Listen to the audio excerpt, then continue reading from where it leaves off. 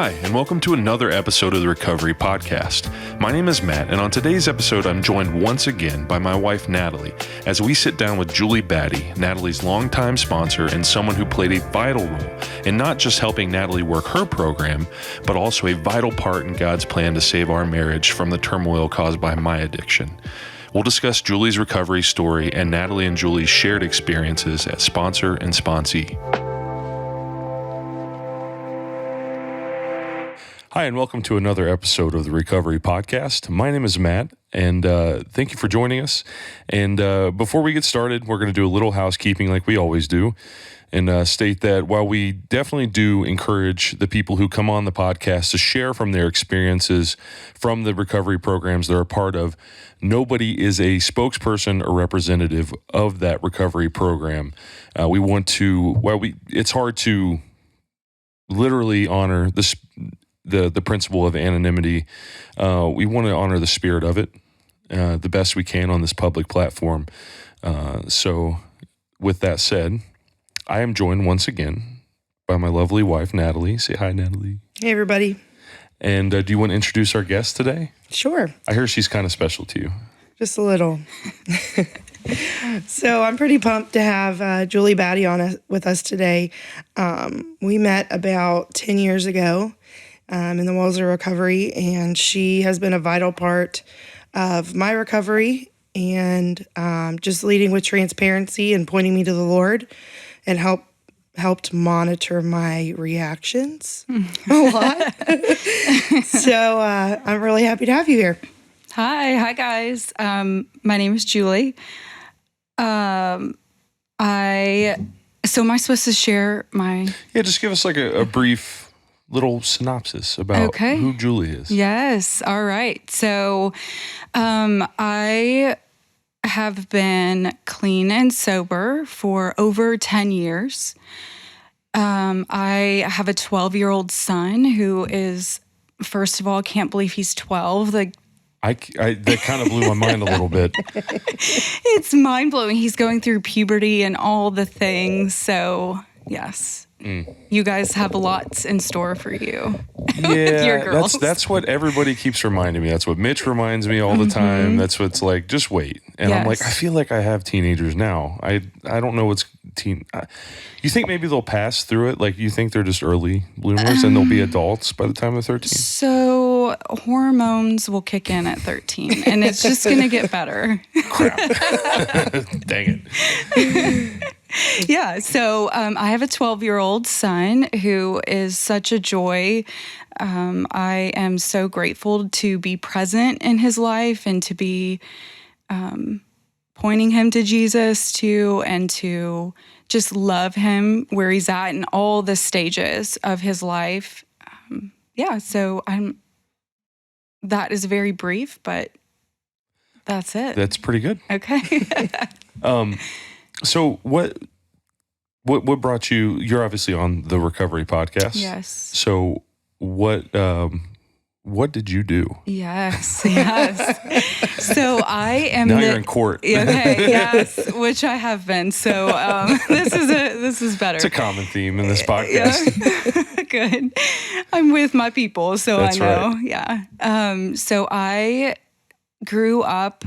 I'm the youngest of 4 girls.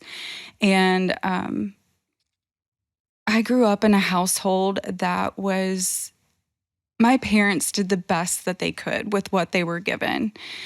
They divorced when I was about 2, and they both went off to like do their separate things and live in dysfunction. And so as me and my sisters grew up, we just rebelled. And so I'm the youngest of 4, and we're all about 2 years age difference. And they started using drugs and alcohol at a young age. And so they just invited me along with them. And so I was 10 years old the first time I smoked weed, and drank shortly after that. And then it was over from there. And so I spent the majority of my years using drugs and alcohol to escape. I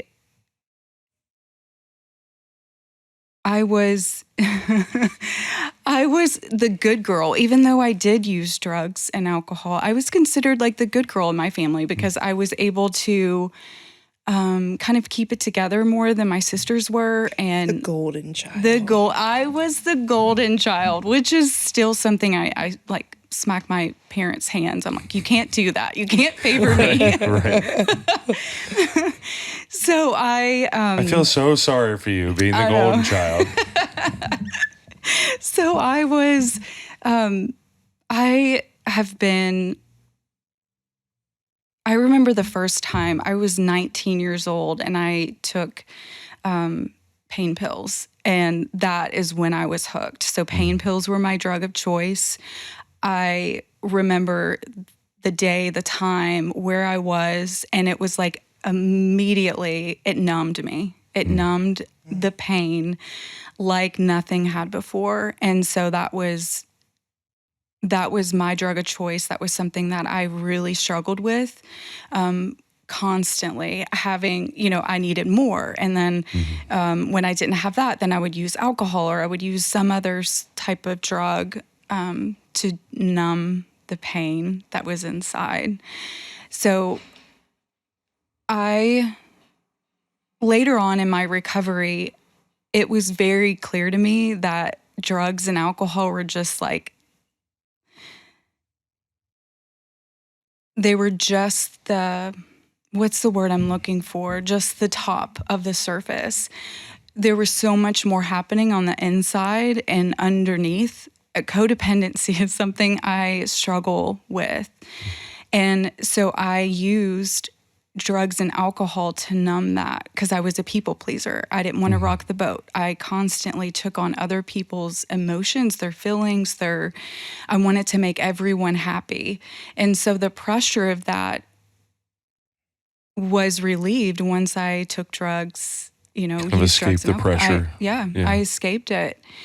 And so it was many years of trying to quit on my own, by my own strength. I'm just willpower, you can do it, just quit it. And so I was married, and my husband at the time, him and I were in counseling. I admitted that I was using drugs and alcohol again. And the counselor said, stopped immediately and went and focused right on me. And they're like, the marriage, we're not going to focus on that. We're going to focus on getting you healthy. He said, you need to go to recovery. The next day, you need to find a recovery program. And so I looked into Narcotics Anonymous, and then I went to Celebrate Recovery. And that was almost 11 years. And life has happened since then. I've been divorced, or I got divorced. And, just the struggles of rebuilding my life. But I did it without using substance to escape. I really walked through it, and recovery. And I gave my life to Christ that next day, and then went to recovery like the following day. I went to NA, and then I went to CR like the next week, and I found my people. I found my people. Well, you said 11 years, so that Natalie and I will be married 10 years this June. And so that's good timing because you got sober, and then right along we came. That's right. And, it's worth saying that you, so when Natalie and I started attending Celebrate Recovery, and really more her than me, she came to support me, but then, that's how they get you. And that's how they get the codependence and CR is they're like, oh, you're here for him? Like, okay. Just wait. Just wait. And, but we will do that for you. We will come for you. We will come to a meeting for you. Yeah. Don't make this about don't make this about me. But what's funny is for my using career, you knew more about that than anybody knew aside from Natalie. Yeah. And I remember when she told me like that she was talking to you about, I was like, first I was like, I don't know how, I'm like, I can't. Yeah. Like I realized that I was not going to win that one. I was like, you know what? You got to have somebody to talk to. Cause even then I knew like I am insufferable. So yeah. So like, I remember like she told me that. And the next time I saw you, I was like, oh no, like she knows. She knows. And you didn't bat an eye. You're like, came up and gave me a hug and everything was fine. And, it was one of the first instances, well, not really. Let me just say this, that I never once had an instance in recovery.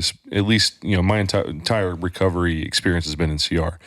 And whether it be at Rivers Crossing or it be here at the Village, because, you know, originally it was just here and then the split. Not once did I have a moment where I felt like somebody judged me.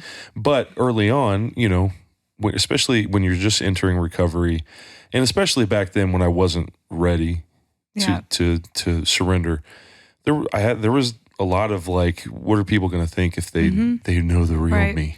It's shame. Yeah. Shame is like speaking in your ear, like, oh, these people are going to abandon you. These people are going to leave you. They're going to think the worst of you. When they find out how it's like, looking back now, it was like, I was so worried what a room full of drunks and drug addicts and codependents were going to think of me for being a drunk, a drug addict, and a codependent. And it's in the same place that you go to church. So I think that kind of couples it too, right? Like the church body.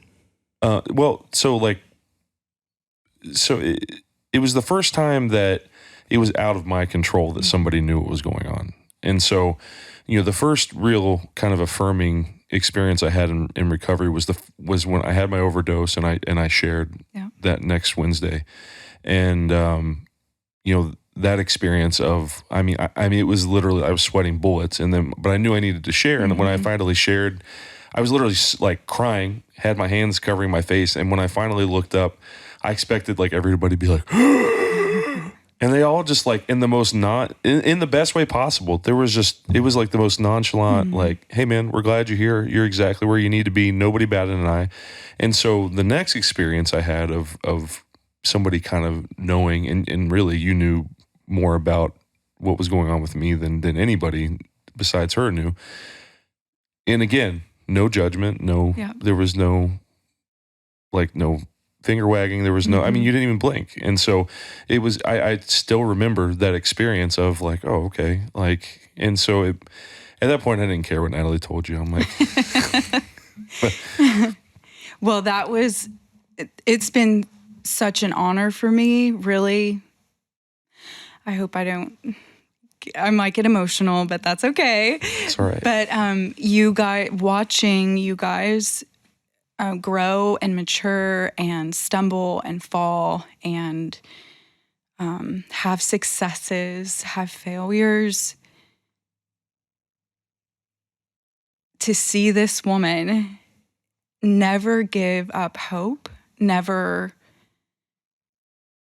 she never batted an eye. She never said, what am I doing? What is happening? No, she was so faithful, and I've been so encouraged, and I'm so proud of you, Matt. Like Thank you. I really, you know, they say behind, you know, every great man, there's a praying woman. Like she and me.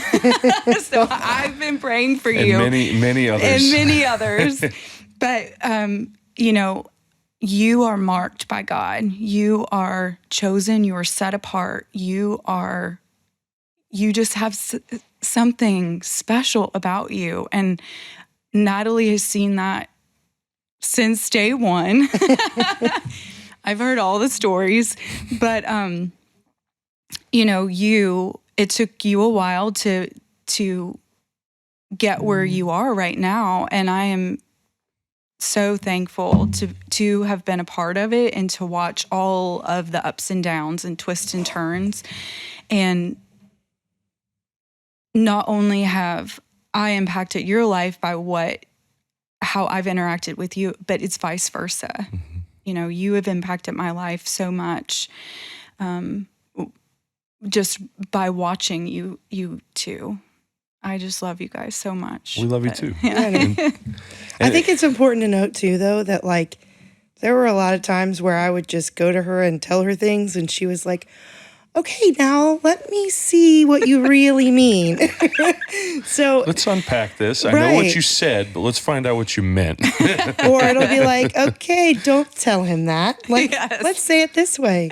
But I think that's a testament to you working the program, and still being faithful in the program as well, because it would be easy for you to be like, "Oh, girl, just leave him," and that was all the people that I was around during that time was like, I didn't tell anybody either, but it's like if I would have, they would have been like, "Hey, run," right? And it was somebody that was like, "This is hard," and but it was still encouraging me to turn to the Lord and to lean into that and to trust my heart and my feelings, and so yeah.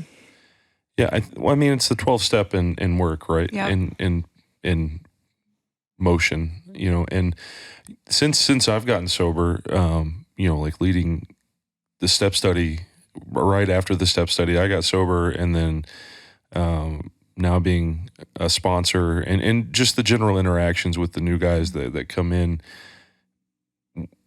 it's a rewarding experience that it's really hard to describe, because the thing about recovery is it's freely given, and so you must freely give. If you hold on to it, you can't receive more if you're holding on to it. And so passing that along is such a rewarding experience. And because it I don't know, and I'm going to speak for you a little bit, because I'm sure you agree, and feel free to correct me, but it keeps things in perspective of how much bigger this is than us. So much. Because sometimes, and I'm one of the things I struggle with in recovery is forgetting that I am not the higher power. And it's the thing that gets me into trouble, because I start taking control, and then, before I know it, I'm in disarray and miserable, and I'm like, how did I get here? And then God's just kind of waiting, like, right. But if it weren't for the people that I'm around and being of service and sharing my experiences and watching other people grow and struggle with the same things I struggle, it reminds you of, I didn't get here on my own. Yeah. And so, I mean, really, that's what this podcast is about. It's a mobile reminder. It's a mobile taste of what we get to experience every week when we come to our meetings, and every conversation we get to have. And so I think it's why it's important to have people like you and Daryl and Mitch and all of these people that I've seen.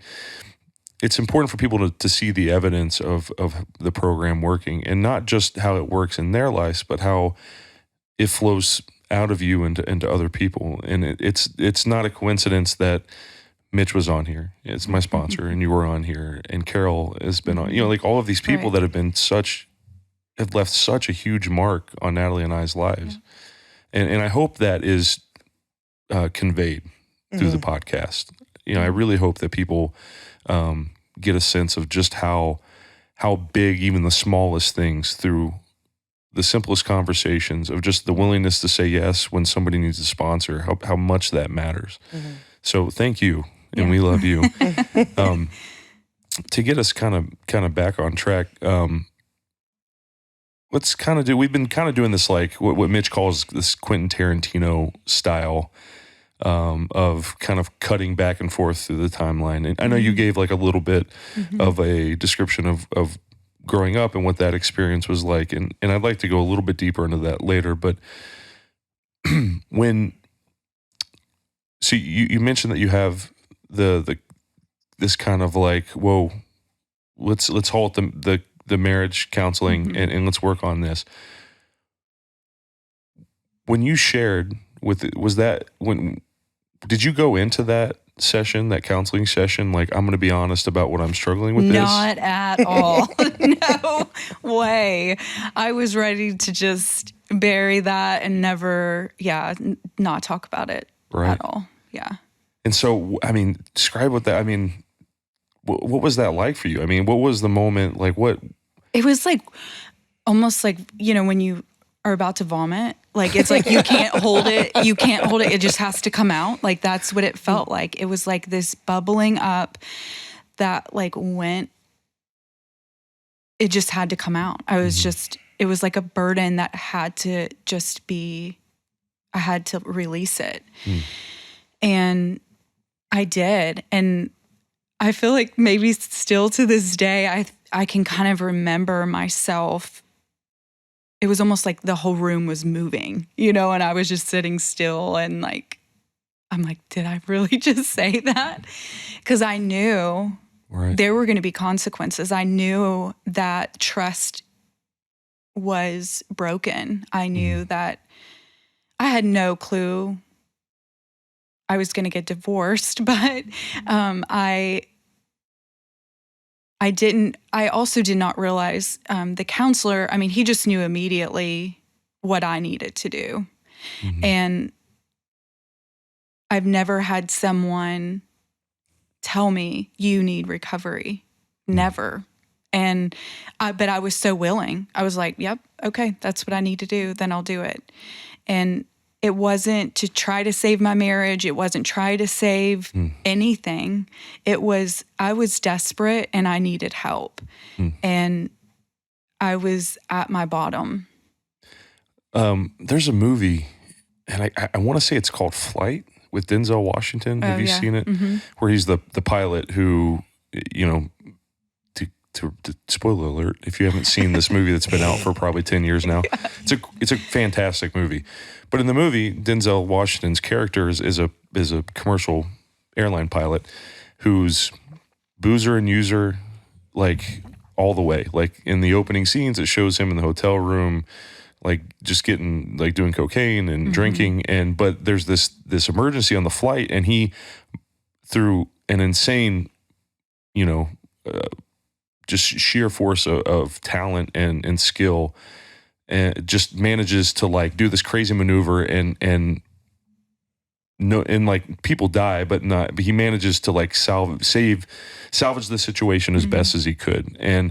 But then, there's an investigation because the government likes to investigate plane crashes.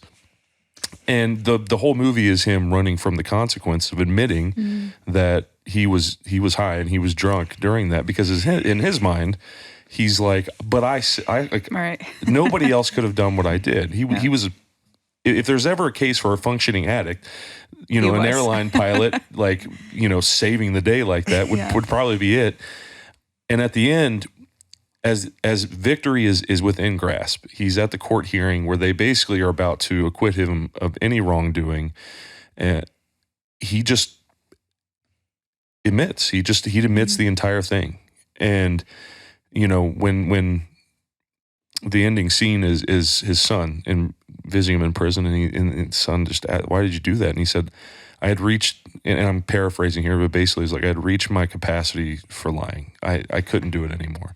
Yeah. And it sounds almost like there's this certain point that we hit where we're just like, I don't, like, consequences be damned, I can't do this anymore. And it sounds like that's, for sure. It's there's exhausting. This relief in being found out. It's a common thing in almost in pretty much every story that's been on the podcast so far. Is Mitch talked about how he got woken up in his car, passed out somewhere in the middle of nowhere in full costume in Halloween, and got his last DUI. That was his last time drinking, and he was like, I remember this sense of relief, because there was no way to run anymore. Yep. There was this relief in being found out. And I felt that when I woke up in the hospital after my overdose, of just like, okay, I don't have to pretend anymore. Yeah. And so it sounds like it was a pretty whirlwind experience from there. Oh, it was. Yes. So sometimes it gets worse before it gets better. Yeah. Like it certainly did. I was,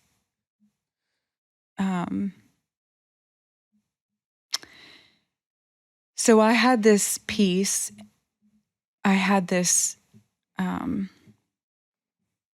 calmness, this just drive, this focus. So I'm like, okay, recovery is what I do. And I was reading the Bible and, praying. And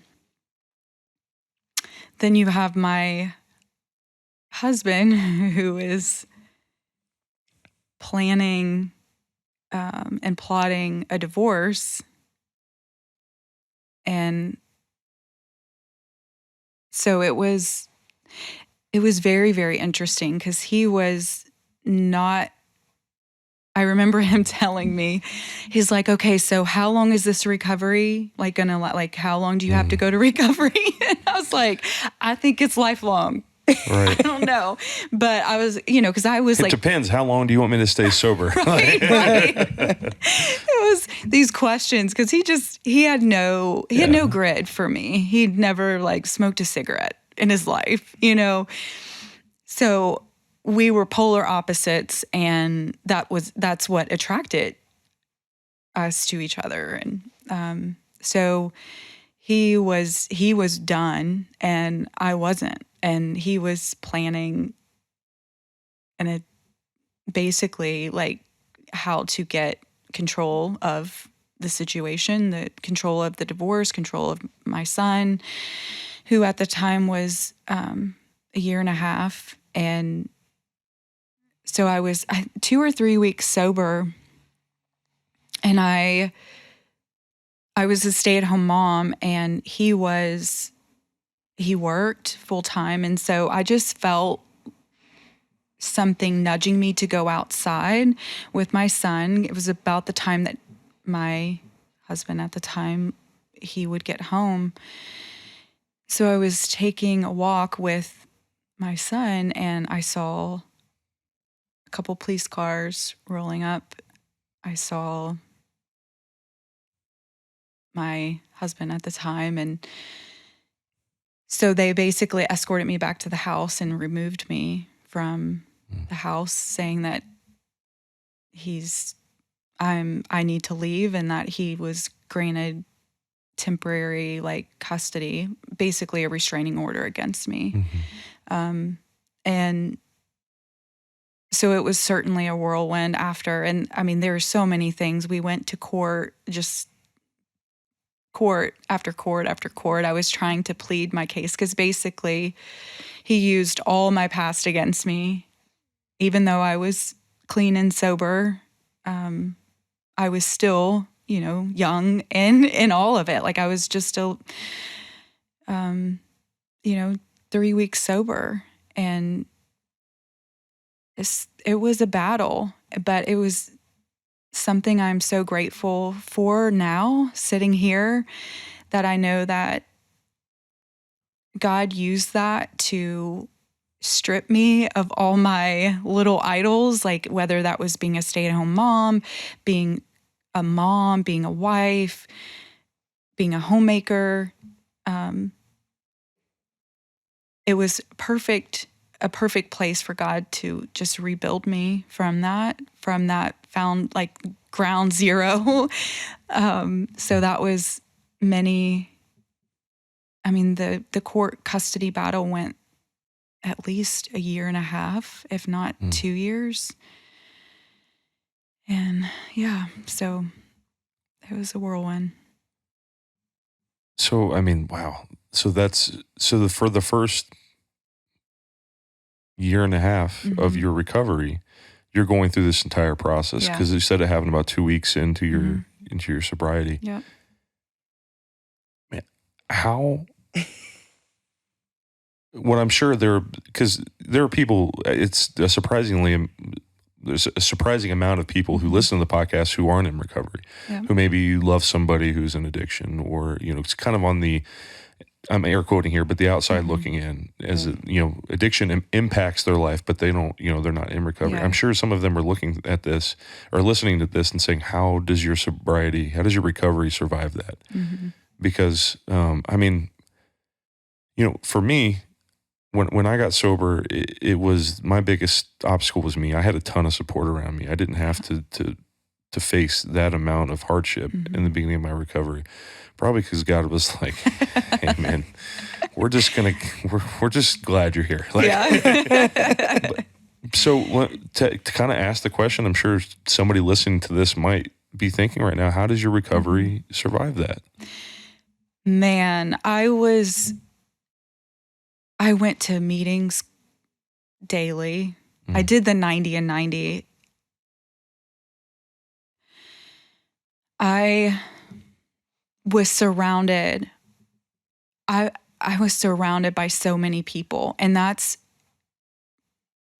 I remember, so Carol, who has been on here, she was like my mom. She invited me to like dinners. She would cook for me. There were so many people that I could name and mention that were so important to show me what family looks like, because my family is 2 hours south of here. And so I literally just had me, and that was it. And I had to find a home. I had to find a job. I had to find support. I wasn't involved in a church. So that's when a friend invited me to celebrate recovery, because I was going to Montgomery Community, MCC's Celebrate Recovery, and then NA throughout. Like, I went all over Cincinnati. But it's community. That's what was so different. I had to be known. I had to be seen. Sometimes I would just like cry in the meetings, like I wouldn't have any words. I didn't trust. I was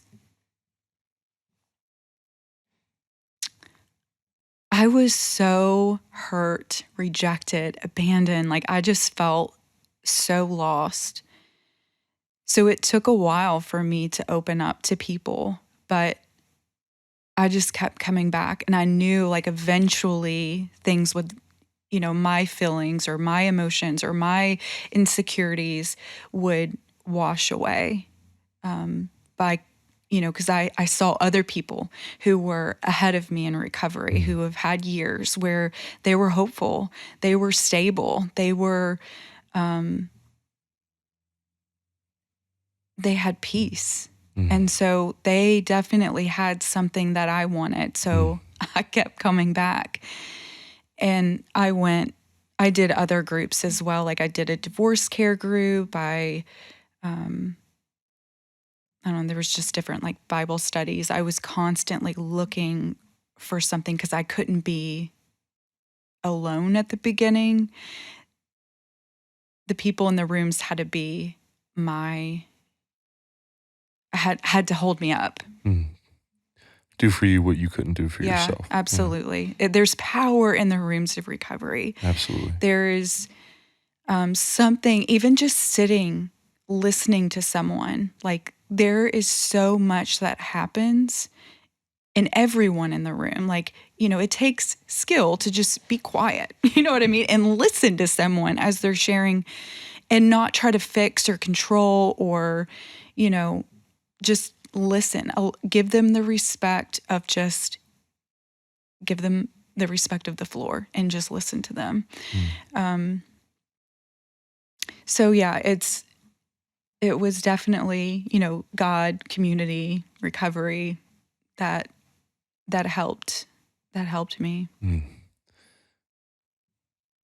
Let's take a moment, and I want to direct something at you, and well, both of you really. But so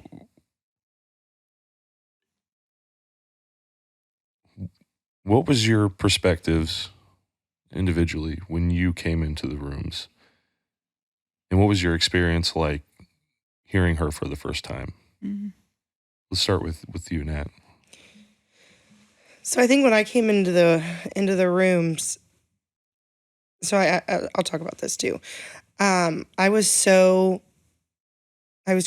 craving a way to fix him. I was just anything that I could do that would salvage and make his life better, because I knew that his addiction and his using wasn't who he is. Like, who he is not an addict. And I knew that more than I think anybody else, because we were, and we fast tracked, let's just be honest. I mean, like, met, dated, married within like a year and a half. And so, like, when you do that, you invest in somebody. And so it's like, I was a mess, and he stayed with me. And I'm like, okay, well, you know, I just remember hearing the Lord saying, you took vows in front of me that says in sickness and in health. And sickness isn't a cold, although, man, colds are hard. They are. Crippling. But I just kept hearing that. And I'm like, all right, Matt is sick. Matt is sick. And putting that in perspective. And then I remember, like, going into a group, and all of the women in the group were, you know, in marriages for like a long time, where their spouse or significant other was an addiction. And it was like, I'm just done. I'm over him. Like, I just want out. And I remember leaving that meeting, like, my heart was broken. I'm like, how can you be like that? Like, how can you love somebody so much that you're just like, I'm out of here? But it was because I was so new into recovery and so new into this, that I didn't know what a functioning addict was. I didn't know addiction, outside of like a junkie, right?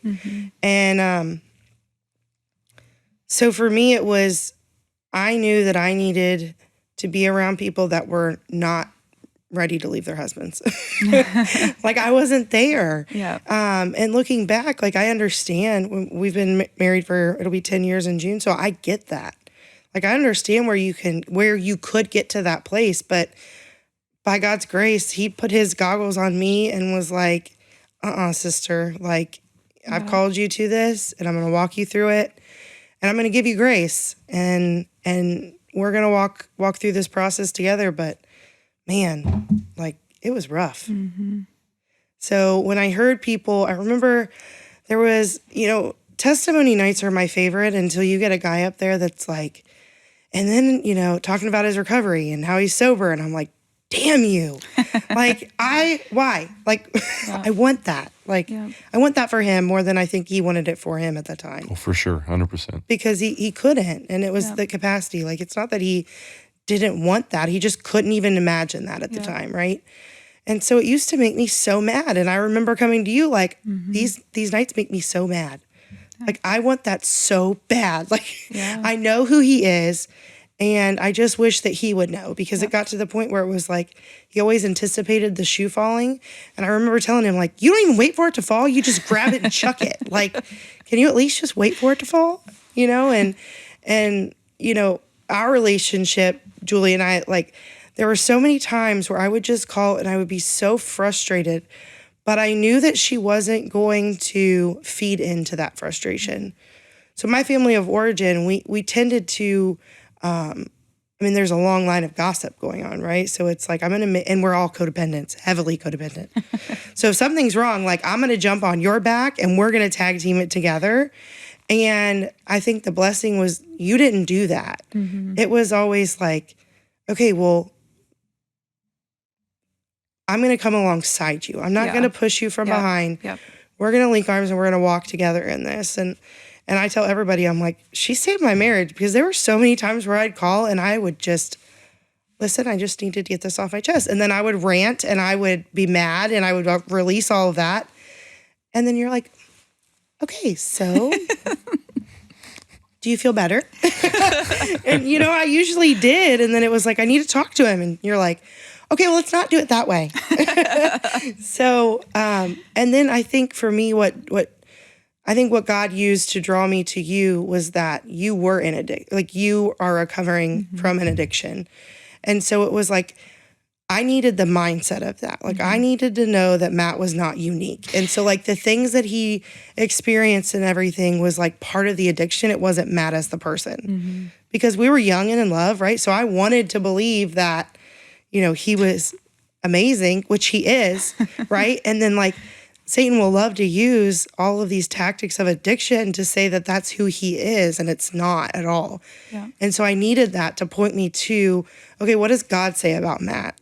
Not what his addiction says about Matt, but who is Matt as a person? And that helped because I'm like, all right, like, is this normal? Right. Where are we at? And you would always be able to, number one, affirm that this is the addiction part of Matt and not Matt as a person. Mm-hmm. Yeah. So that was huge for me. It's so like separating the two is so important because we can get lost in that working or being in relationship with someone who's in active addiction. We can see that and make that this is them, they're broken, no, it's not. It's just the addiction is taking over. And so they're just operating out of that. But the person, the man that you love is in there. He's just being overshadowed by the monster of addiction. So what was your experience like? Harken me back to the to ye old days of yore when Natalie first came into the rooms. Oh, Natalie. Hot Mess Express. She was so eager. You were so eager and hungry and green, naive. Oh gosh, I remember standing out in the parking lot like so many times after the meeting, and it's just the only thing I can explain it is like green, like just. I do think that God gave you such a special like measure of faith. But it was something that had to be matured to, because no matter where Matt is in his recovery, you as Natalie had to be okay. And so it took a while for you to get there. And then you would have days where you're just like, oh my gosh, what's happening? Like this is hard. And no matter what, marriage is difficult. And so one of the things that God has put on my heart is marriages. So my marriage didn't make it, but I am so for marriage and believing and praying that reconciliation, for marriages, because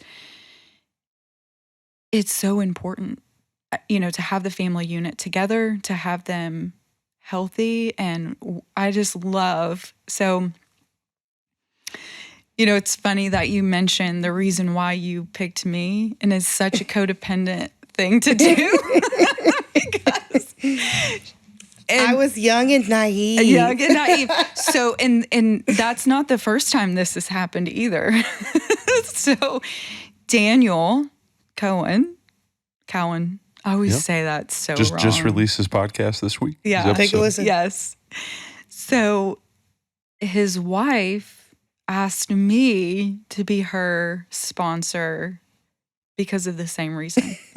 And she's codependent.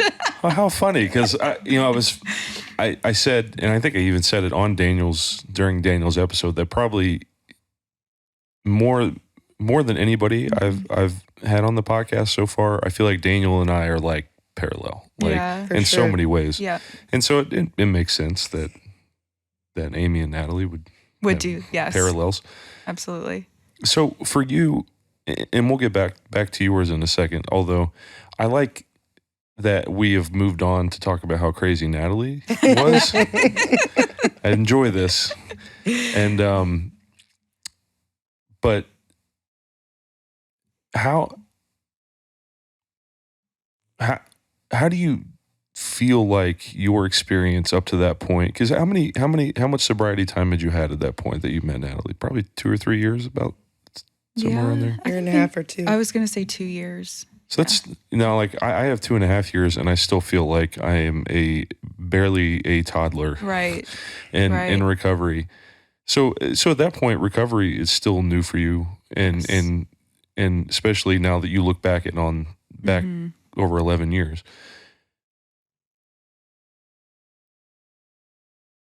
How did you feel like at that point in your recovery? What was that experience like for you? And I'm just using, I know you had, I don't know if you had other sponsees at the time, but I'm assuming you did. And how do you feel like your recovery was? I'm blanking on the words here, but like, how do you feel like your recovery prepares you for sponsoring? Like how did that? And and specifically with Natalie, because I want to talk about how crazy she is. Yeah. But where were you at? Like, what was that experience like in your recovery to sponsor Natalie at that time? Like, what was that process like? Where were you at? What was the experience you had? What maybe something profound that you maybe experienced? So I was good with people who struggled in the same way as I did. Mm-hmm.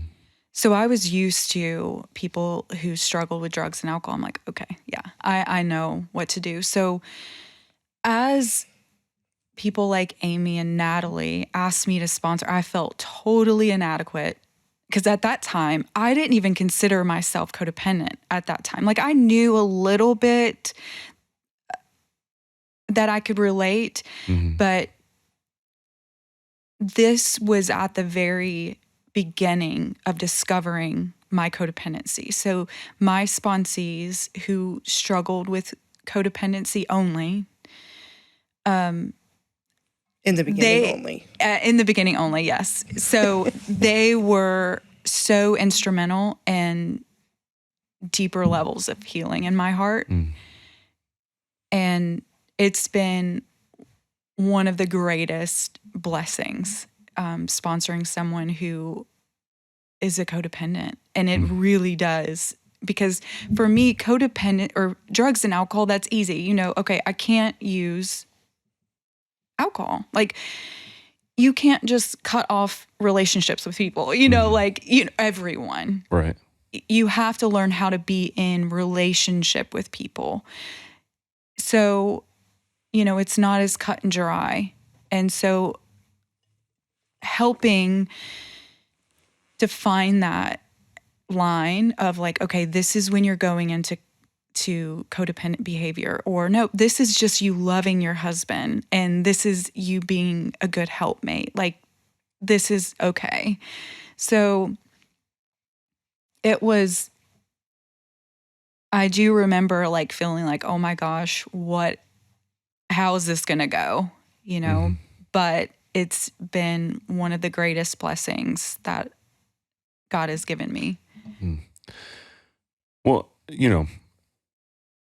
I'm sure probably the thing that you couldn't see, and kind of my, hindsight 2020 bird's eye view of what you're talking about is, I think somebody who has struggled with substance abuse is the perfect sponsor for somebody like Natalie, because there's a perspective that you had, I'm sure, in the sponsorship, that you were able to not just see her side of it, but also understand of what I was going through. That's so good. And so, because sometimes I think like the relatability is important with understanding what somebody is struggling with. And as you just described, you realized like, oh, I relate with this codependency thing more than I realized. Yeah.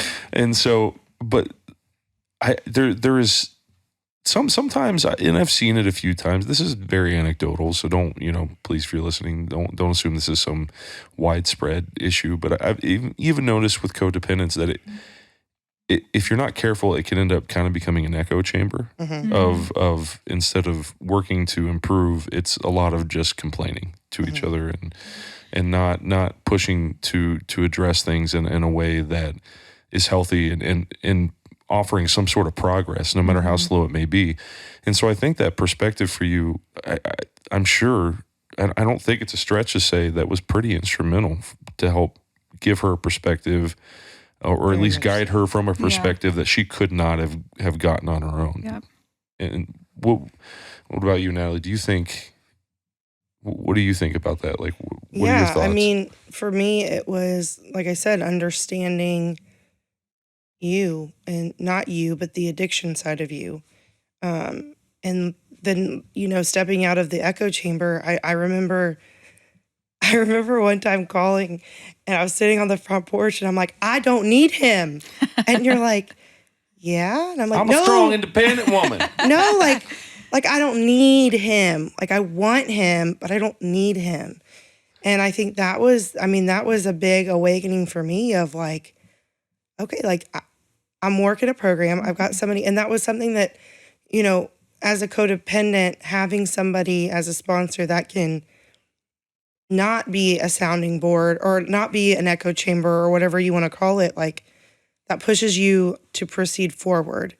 I think it's important too to note that codependency and addiction, they all come from the same root.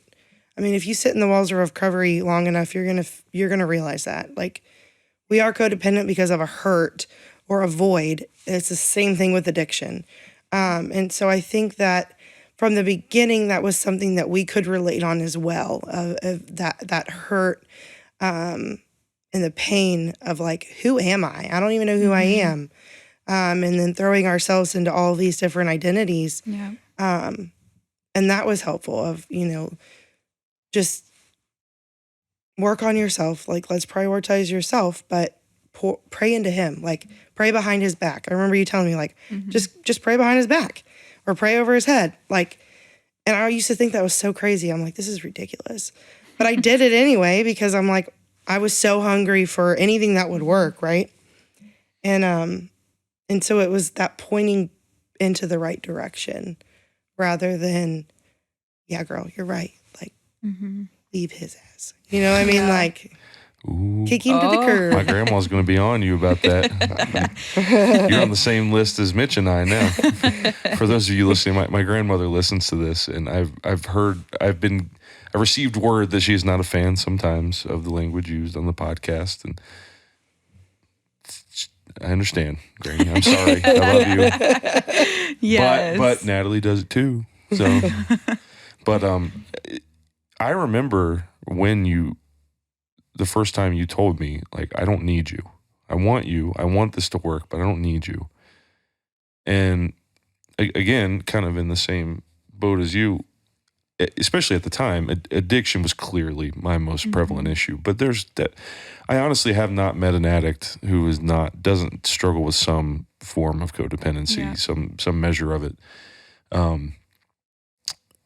And the codependency that I kind of had in my addiction was, I kind of had this sense that, like, there was this sense that, like, she was like, I'm not going to leave you. And so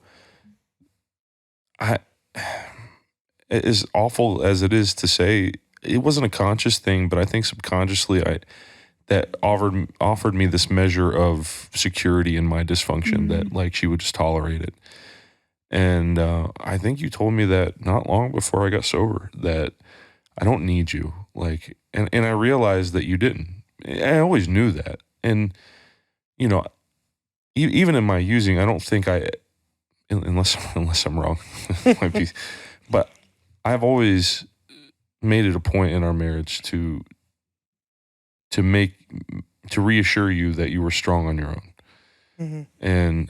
But that said, it was a cold splash of water in my face at that time, where I was like, oh, well, she really doesn't need me. Like, she could survive without me.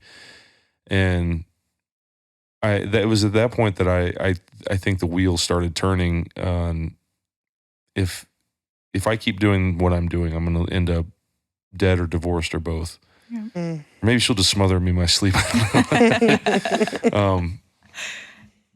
And that's kind of the power of, and this is something I had to learn with, I had a friendship where this was kind of like this kind of toxic friendship I had, and I kind of put up with this dysfunction. And then finally I was like, hey man, if you want to be friends, we can be friends. If you don't, I'm not, like, I can't do this anymore. And there's power in that, because it forces, and you shouldn't do this as a weapon. You shouldn't utilize it.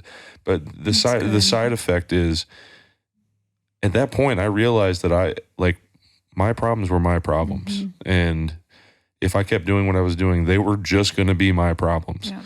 And it really was that point, kind of that, I really think that was kind of what shifted gears and started moving me in the opposite direction. Because shortly after that, Randy approached me about a step study, and I was like, you know what, sure, why not? And that's the one I ended up getting sober with. Yeah. So, So Matt, I loved how you said that don't weaponize it, because, you know, especially like as a codependent, like you say, don't say something if you're not willing to back it up. Yep. You're not willing to do it. And don't say something if it's not something you mean. So Natalie couldn't have said, oh, I don't need you a year prior, because at that point she still felt like she did need you. So 100%. It was coming out of her honest truth, like, no holding back. This is, I don't need you, but I love you and I want you, you know? So like not using it as a weapon of saying, oh, I'm going to just tell you some things to try to get you to be sober. Well, and there's a process. Because you could be able to like, you would sniff that out and know she wasn't being for sure truthful. Right. So, well, and there's a process to that, right? So it's detaching with love. Yes. And it's not just detaching or shutting down or isolation. That's good. It's walking that out, and it took practice, and it wasn't easy. Yeah. And like you talk about that freeing moment of being found out, like I still get pumped at the feeling of being like, you know what? I don't need him. Like it makes me so excited, because it's like, that was the first time in my life that I realized like, okay, I am a functioning adult. Like I don't depend on anybody. I want, and I get to choose. That boundaries are huge for me. And it was like, it clicked. You know, even though I'd been in recovery for, I don't know, 7 years at that time, 6 years, it was like that moment clicked. We're like, oh, okay, like this is what it means by choosing not to let somebody in. Yeah. It's not completely disconnecting from that person, but it's putting distance to protect yourself and walking that out and still loving that person despite that. That's right. And I think so many times in codependency, especially when you just don't get it, it's manipulative and it's powerful if you misuse it. And so, and honestly, it doesn't mean anything when you're like, well, I'm just going to leave you. Yeah. You know what I mean? Like, or I'm going to cut you off or whatever. Like, you're making it about them instead of about you. And I think that's where codependency, working recovery for codependency, is when you can get to the point of looking at you versus looking at someone else. Yeah.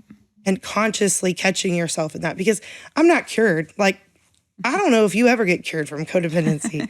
Like, we live in a culture and you we're are moms. so healthy though. You're a lot healthier, so we can become healthy. Exactly. Yeah.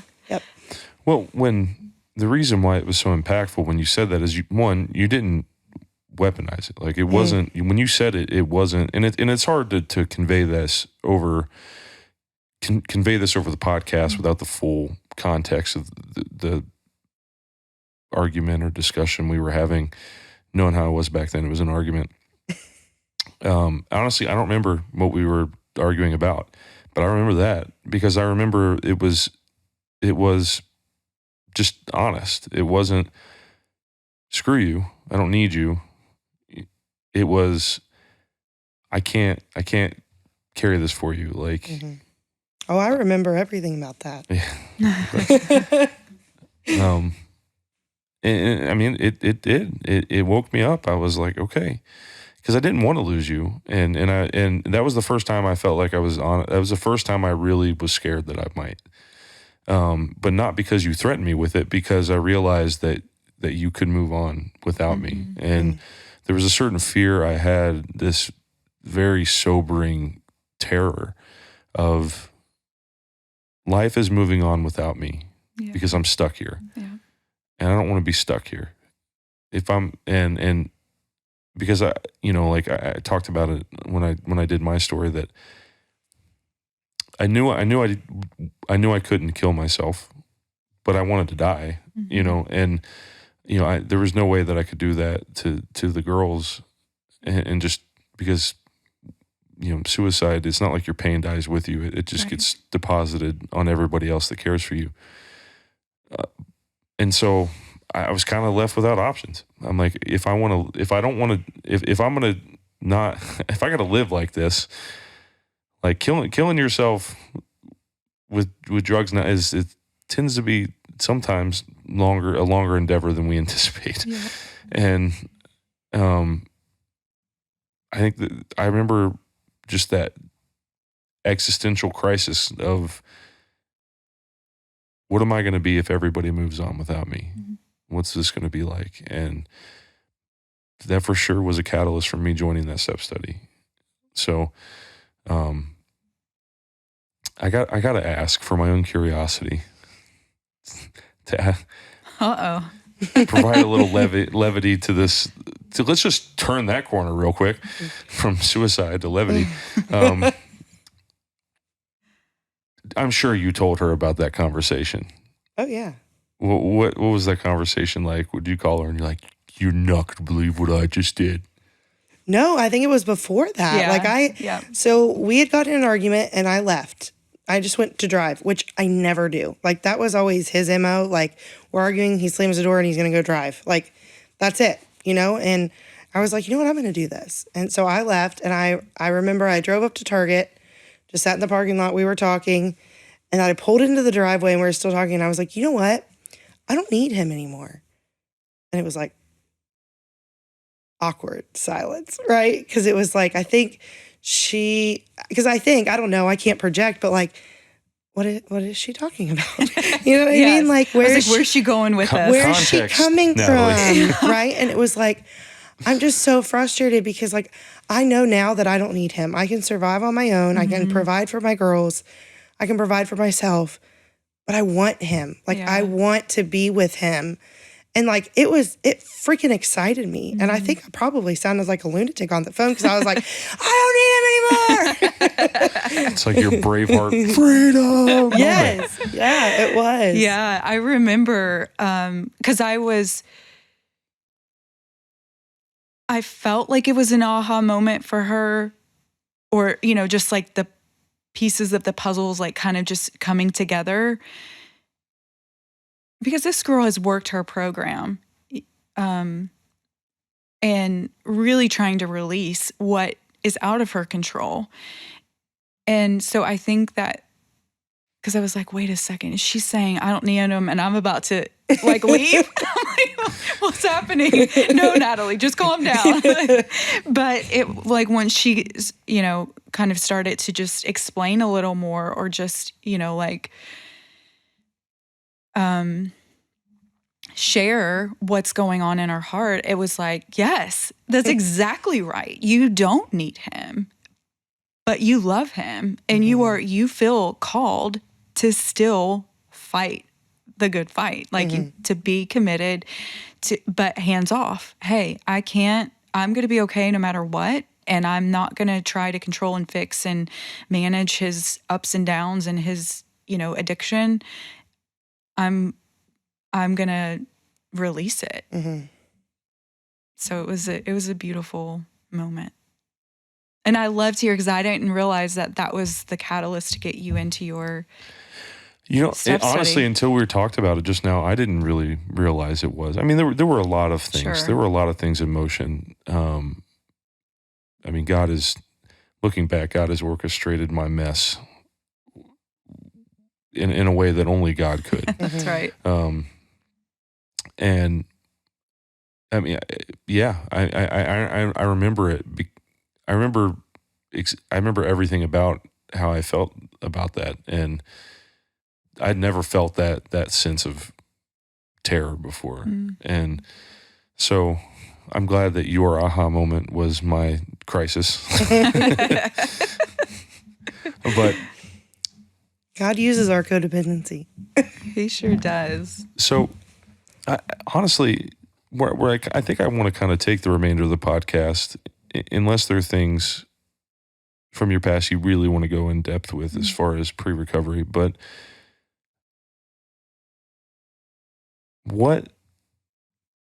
I think it's important to share the things that God has done in our lives through our recovery. Mm-hmm. And obviously we've been doing that this entire time, but specifically in your life, Julie, you where we kind of left off before we got sidetracked with Natalie and your sponsorship.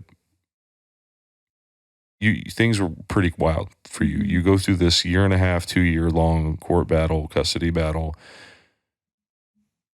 And, I have the benefit of knowing what your life is like now. What has God done in your life in the remainder of your 11 years up to this point? Yeah, he has restored the years that the locusts have eaten. That was something my sponsor always said, that God will, like, what looks destroyed, he's going to give it back tenfold. And so that is what he's done. I have restored relationships with my mom, which she's always been a big supporter of mine.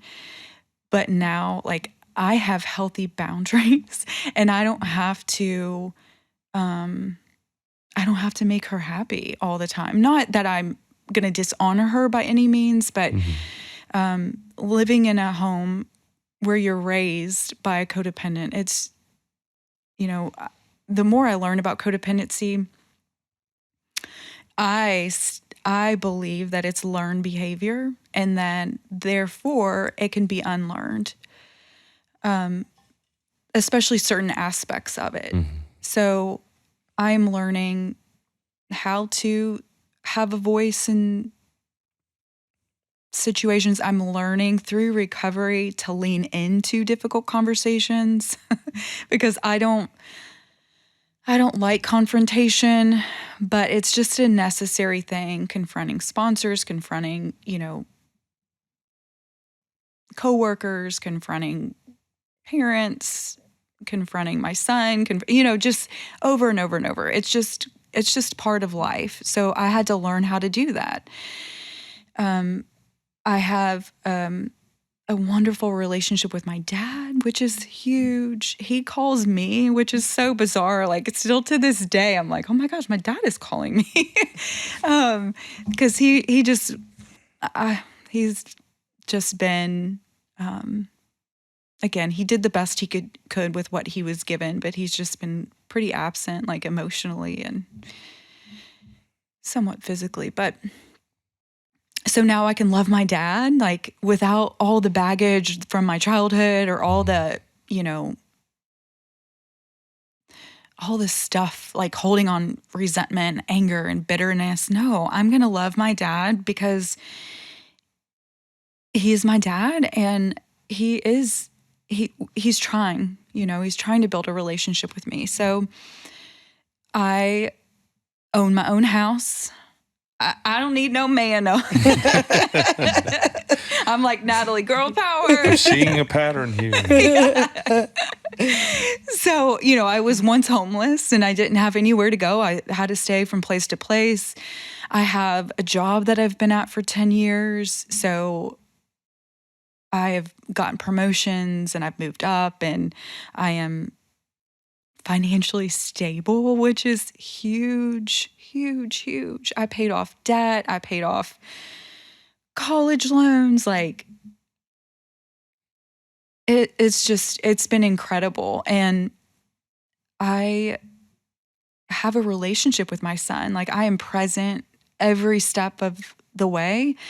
I am teaching him recovery, like how to communicate, how to apologize, how to identify feelings and emotions. It's okay for him to feel what he's feeling, But then there's a certain point where I'm like, okay, now we have to do something a little bit different, like maybe go outside and run around to get out energy or, punch a punching bag, like if he's upset or mad about something, taking deep breaths. And he's like, he would roll his eyes and be like, Mom, you're so silly. Like, this doesn't work. And then all of a sudden I would hear him and it's like taking deep breaths. And I was like, yes. So he'll never admit it. Right. He's like, oh, Mom is so stupid. But I'm like, honestly, and I have to take deep breaths because I've struggled with anxiety. Like, I know that I'm operating not like my brain needs some oxygen. I need to release that. So it's scientific. Like, breathe, people.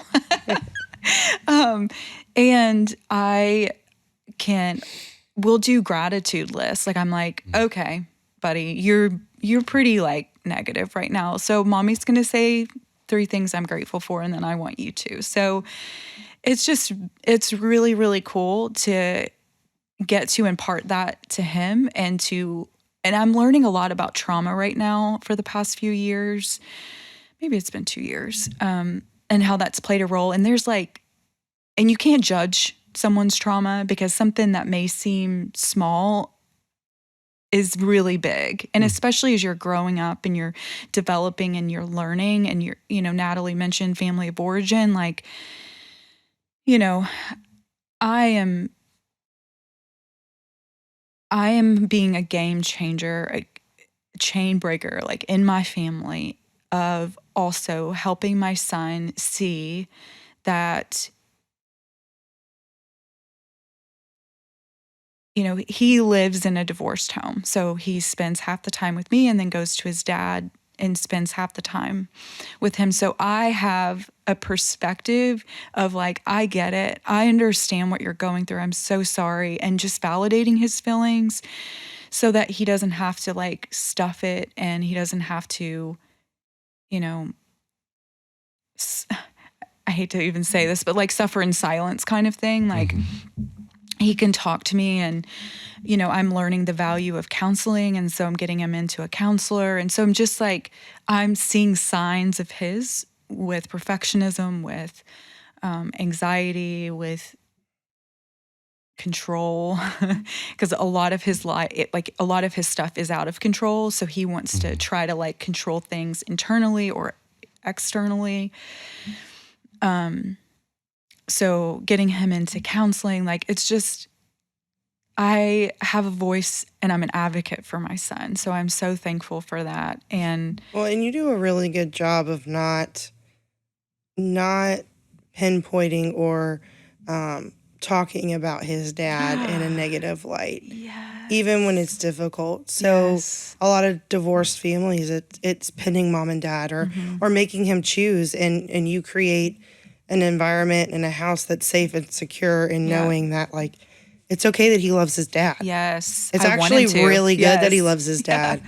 And it's really good that he loves you too. Yeah. And creating that safety of, when you're here, like, I understand. Like, just because your dad and I didn't work doesn't mean that you and your dad can't work. Yes. Right? Yeah. That's so good, Natalie. Thank you for bringing that up, because that is another way that God redeemed something in my life, because that's what my parents did. My parents were constantly using us girls as a pawn in their game of revenge with each other.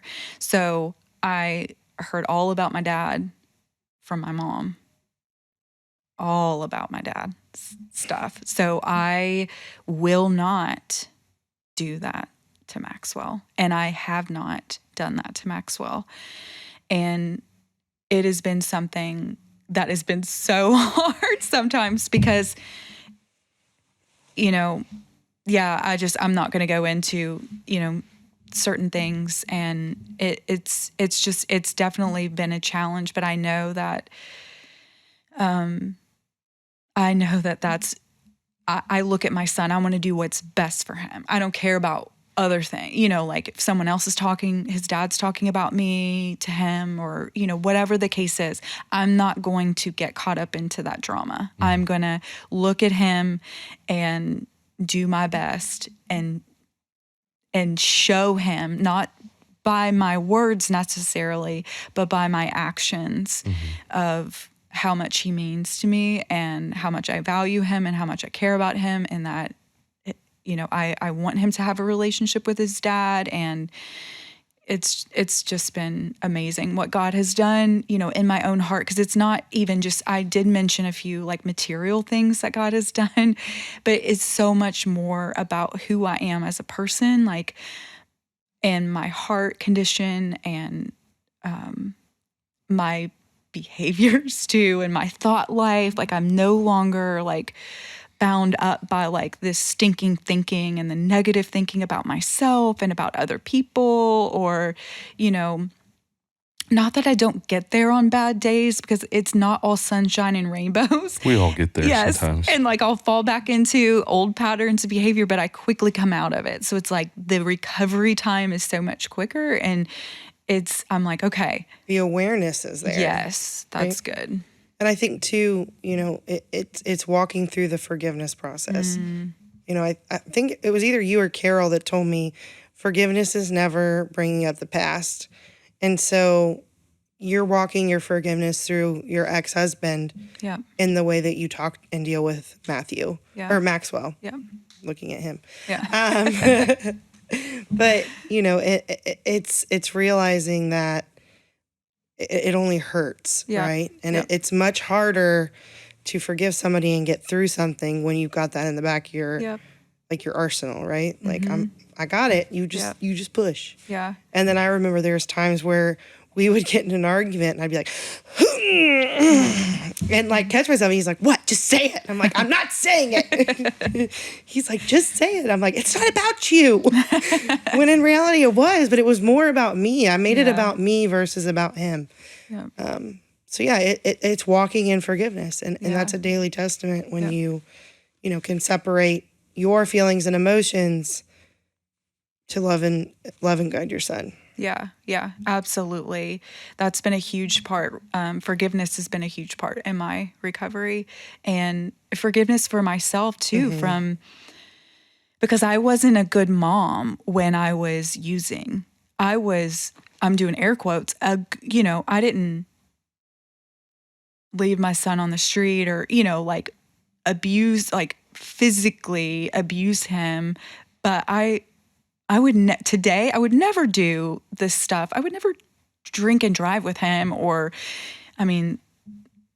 there's just so many things like I would never do today what I did back then. So it is something I'm forgiving myself and understanding that I can do different today, which helps mend me. It helps heal my heart.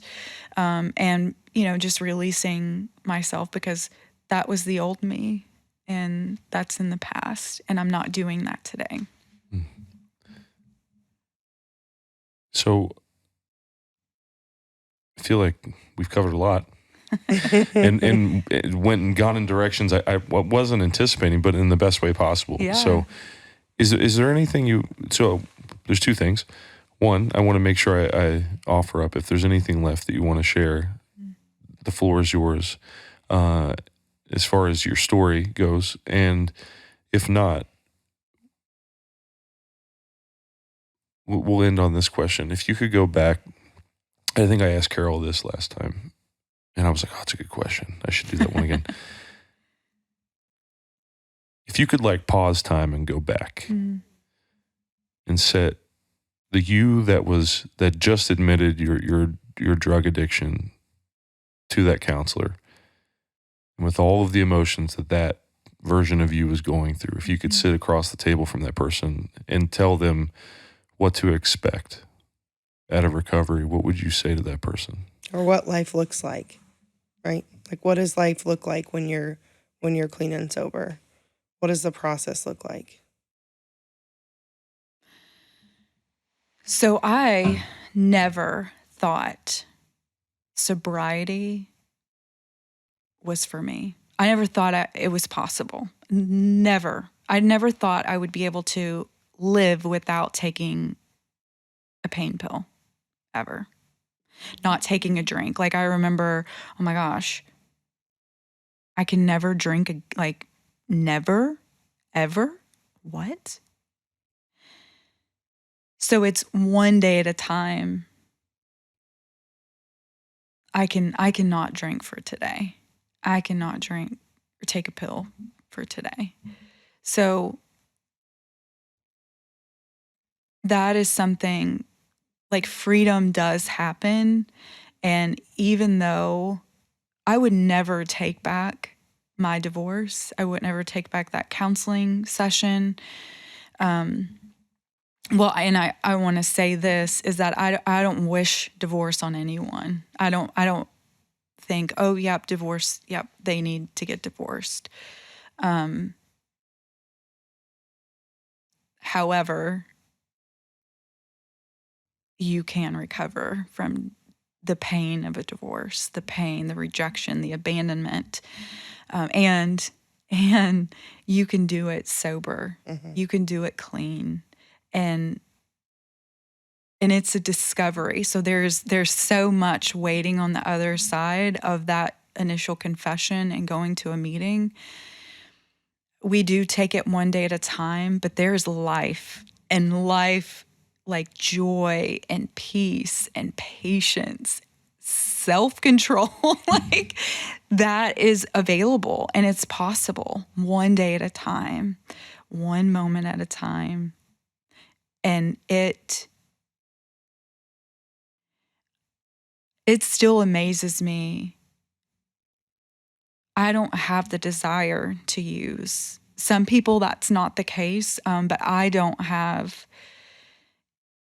In weak moments, I don't have like, gosh, I really wish I could, take a drink.